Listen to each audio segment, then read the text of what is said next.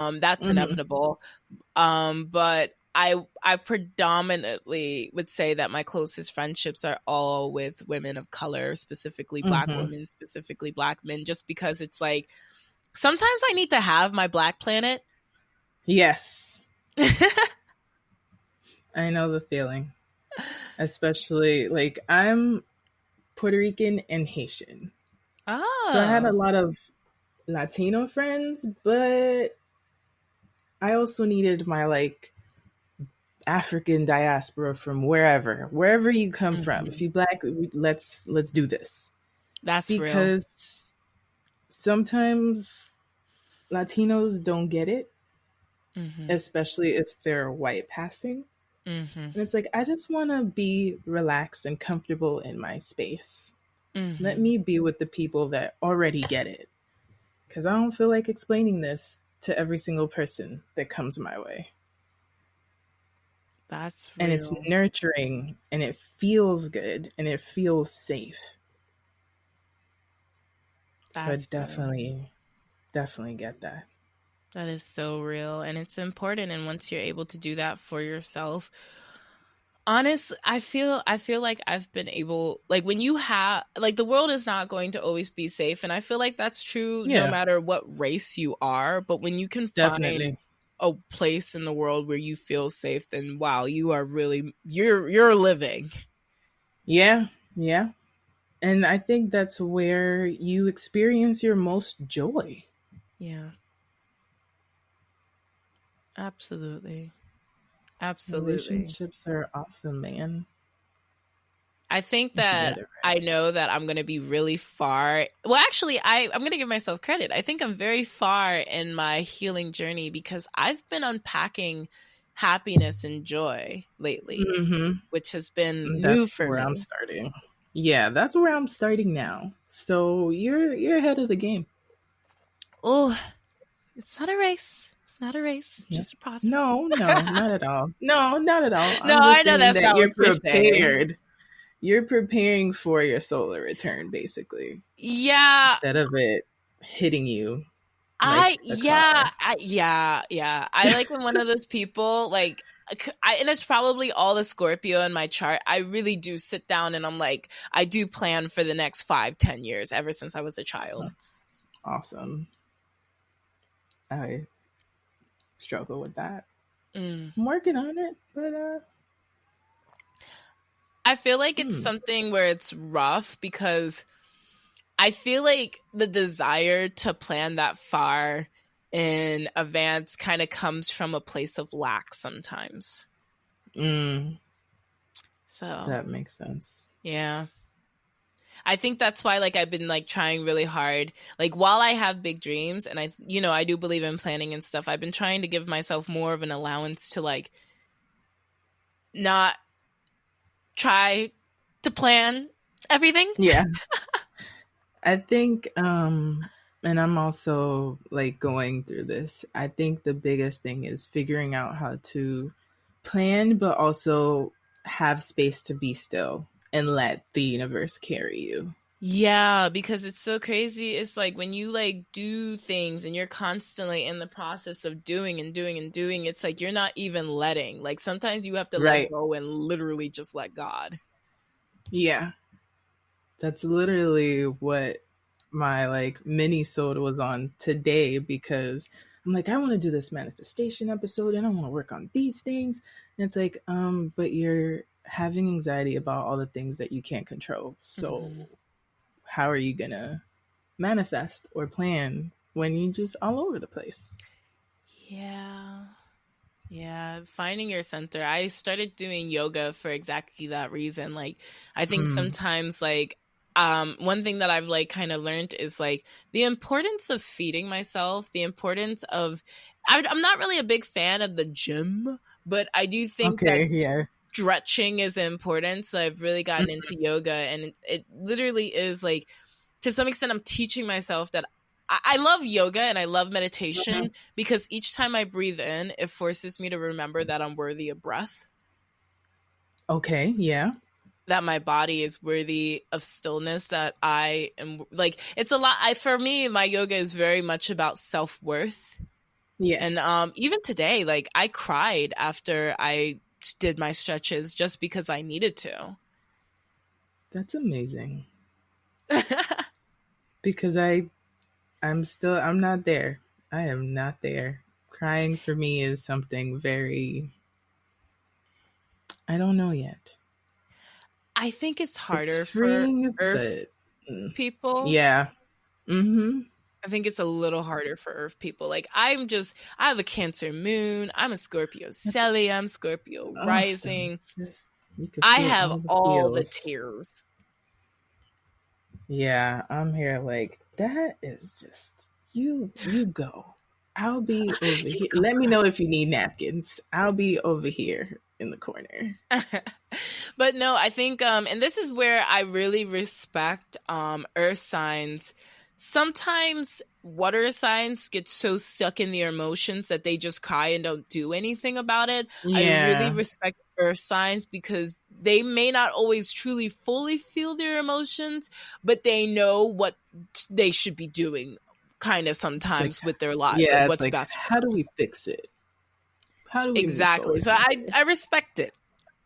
I think it's a complimentary thing. It's like I need water signs to remind me to feel, and I'm here to be like, hey, let's go on this journey to fix the stuff that you've been crying about. Come on. Let's go.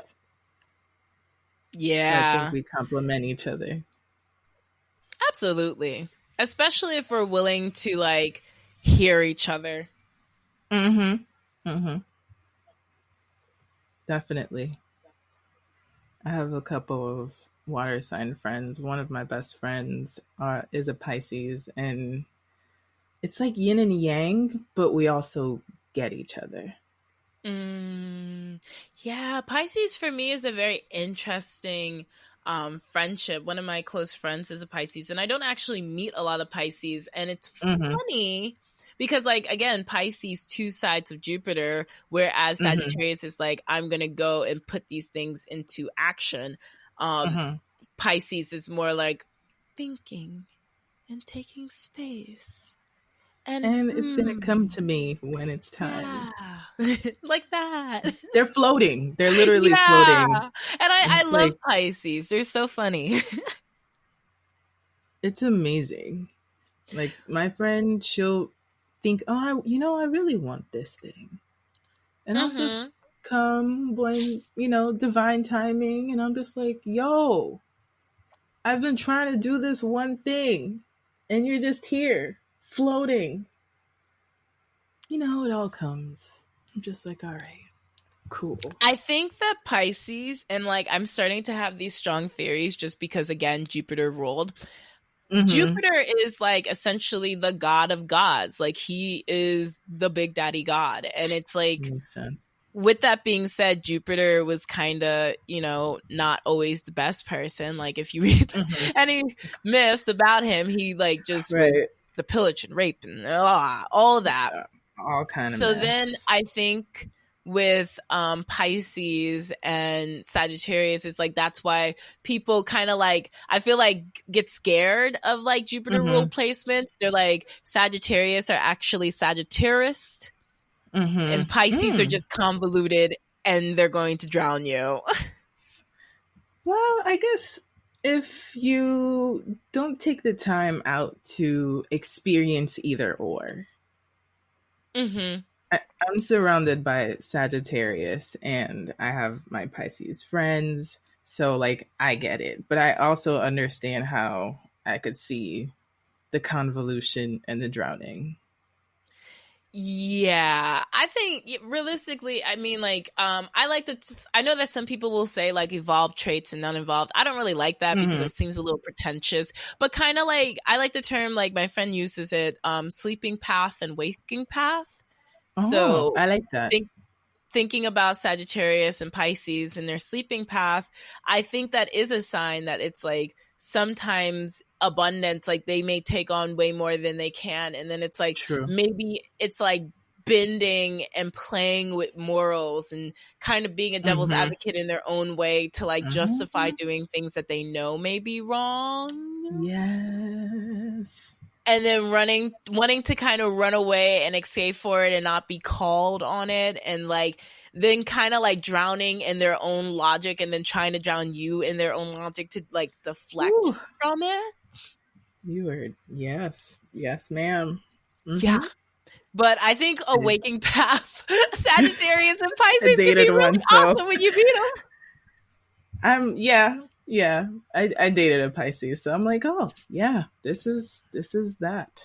I've never dated a Pisces just because I can't do it. I actually had an astrologer and a tarot reader tell me that I should date a Pisces. Maybe they should be awakened. Yeah, I don't even know what a waking path. I mean, I think I know one, but I really don't hang out with Pisces people. I have no strong opinions about them. That is fine. Because I have some strong opinions, and so, but my like North Node is in Pisces, so I'm just like, okay, all right. Okay. Oh, so you kind of need to let yourself be a dreamer more, as opposed to kind of getting fixed in the details. Yeah, it feels strange here. I feel like having this podcast is like part of you being on your North Node path, though. Yeah, I've realized that as I think once my Saturn return, came and went, and I'm doing therapy and things, I feel like kind of like the awakened self is the North Node. Mm-hmm. And so I'm just like doing stuff and I'm like, hey, this feels right. Let me do this. And so I'm working towards it, but not like, oh, I need to work to be more like this. It's just like, let me do flow over force. I love that. But it doesn't always win. I love that. It doesn't always win. True, but it doesn't always have to win. I think that there are lessons and losses. That's true. I think that's why I love spirituality so much. Once I think that I've been unpacking the concept of good and bad and really catching myself, like when I ever say good, like whenever I say I don't, like lately I've been unpacking, like I don't want to be a bad person. I want to be a good person, and realizing that like I have to unpack what good and bad means, because I feel like in this universe there's only harmful and helpful. And sometimes helpful can be harmful and harmful can be helpful. And with that being said, I think that once you kind of give yourself the allowance to accept that there is no real good and bad, you're then forced to unpack what good and bad means to you. Yes. I think everything becomes, what does it mean for you? And how do you embody it? Absolutely. Wow. This has been profound. I could do this for the rest of my life. But it is getting late. Come to an end. It is even though it's literally looks like midnight, but it's like 6 o'clock. Yeah, daylight savings time is really blowing my mind right now. It has messed me up. But how can the people find you? What are the services you provide? Give us the whole rundown. Yes. So everyone can find me at BlackWomenCry. So on Instagram at BlackWomenCry, on Twitter at BlackWomenCry. If you would like to go to my website, www.blackwomencry.com. I provide astrology readings as well as tarot readings. Sometimes if I'm feeling super sociable, I'm actually an introvert. I'm pretty shy. I do answer questions about astrology on my Twitter. Well, no, actually that's a lie. I very rarely answer questions about astrology on my Twitter, but I will answer them sometimes on my Instagram. Okay. Yeah, I think you've done that for me, actually. Oh, yay. On some of your things. Yeah. So it's true, guys. I do answer them. It's just I'm very shy. And then I feel like I've been just unpacking a lot with myself. So it's really hard for me to unpack other people while I'm in the process of unpacking myself. Makes sense. That's true. You should take care and then be able to take care of others. Yeah. But first, self. Yes.